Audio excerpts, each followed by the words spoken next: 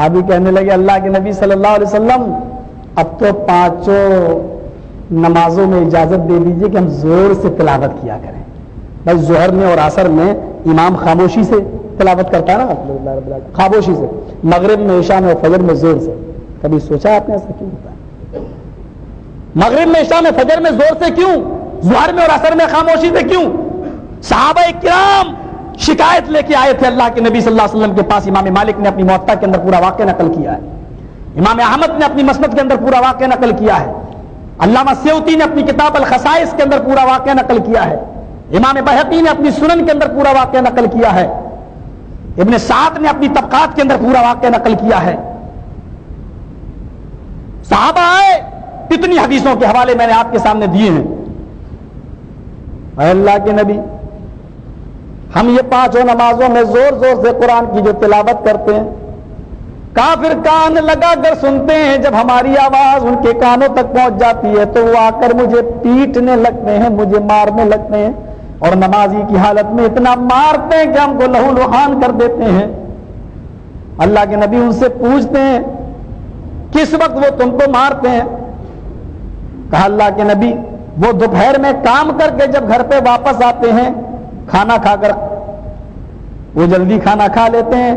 ہم ظہر کی نماز میں جب زور سے قرآن پڑھتے ہیں تو یہ سن لیتے ہیں اور آتے ہیں. پھر یہ جو ہے برابر, یعنی یہ ہم دوپہر میں تو قیلولہ کر کے سو جاتے ہیں, یہ ظہر کی آواز ان کے کانوں میں نہیں جاتی, عصر کے وقت بھی ان کے کانوں میں میری آواز نہیں, مغرب کے وقت ظہر اور عصر کے وقت جاتی ہے. مغرب میں یہ عصر کے بعد جب کام پہ نکل جاتے ہیں تو کافی دیر کے بعد یہ لوٹ کر آتے ہیں, اس لیے مغرب کے موقع پر یہ گھروں میں نہیں ہوتے ہیں. مغرب کے موقع پر, مغرب کی نماز کے وقت یہ گھروں میں نہیں ہوتے ہیں.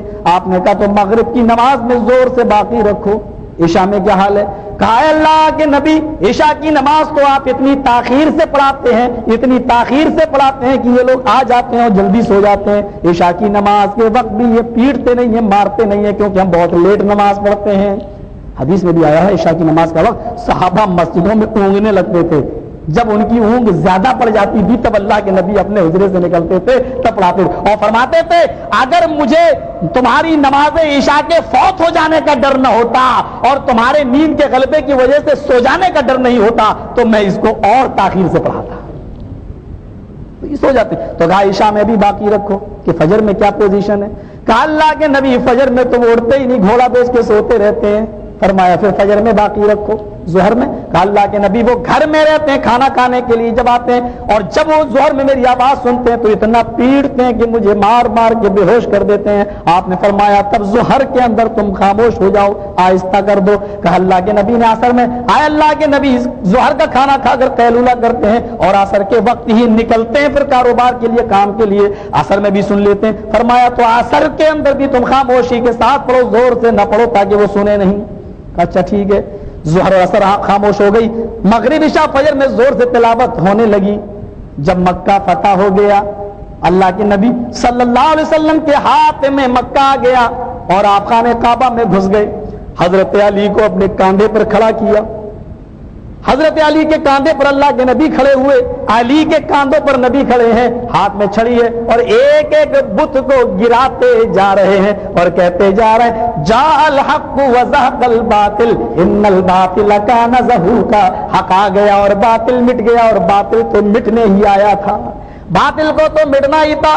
360 مورتیوں کو گرا ڈالا, بتوں کو گرا دیا, توحید کا پرچم لہرایا. حضرت عمر کہنے لگے, حضرت علی کہنے لگے, بڑے بڑے جلیل القدر صحابہ چیخ پڑے اے اللہ کے نبی اب تو پانچوں وقت میں نماز میں زور سے تلاوت کرنا شروع کر دیتے ہیں, اس لیے کہ جو مصیبت جو پریشانی تھی وہ پریشانی ختم ہو گئی ہے. اب لوگوں نے مجھے پہلے پیٹا تھا, اب تو نہیں پیٹ سکتے کیونکہ اسلام ہمارے ہاتھ میں, مکہ ہمارے ہاتھ میں. اب تو اجازت دے دیجئے کہ پانچوں وقت کی نماز میں ہم زور سے تلاوت کریں.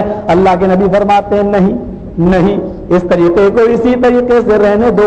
صحابہ نے کہا کیوں؟ اے اللہ کے نبی یہ تو ہماری بزدلی کی علامت ہے کہ ہم آج بھی زور سے نہ پڑے جبکہ ہمارے ہاتھ میں ساری حکومت آ گئی. فرمایا نہیں نہیں, اس کو اسی طرح رہنے دو تاکہ اس کی علت اور اس کی وجہ آئندہ آنے والی نسل جب غور کرے گی, جب سوچے گی کہ ان دونوں نمازوں میں آہستہ کیوں پڑھا جاتا ہے, جب وہ سوچے گی تو یہ سوچنے پر مجبور ہوگی کہ صحابہ نے ماریں کھائی ہیں, صحابہ نے اپنی پیٹھیں لال کروائی ہیں, صحابہ نے بے ہوش ہو جانے والی مار کا مزہ چکھا ہے, لیکن اس کے باوجود بھی نماز نہیں چھوڑی ہے, آہستہ ہی پڑھی لیکن پڑھی ہے. اس حال میں بھی وہ نماز ترک نہیں کیا کرتے تھے, تو وہ بھی نماز پڑھنے کی کوشش کریں گے اور مسجدوں کو آباد کرنے کی کوشش کریں گے. اس کو اسی طریقے سے رہنے دو.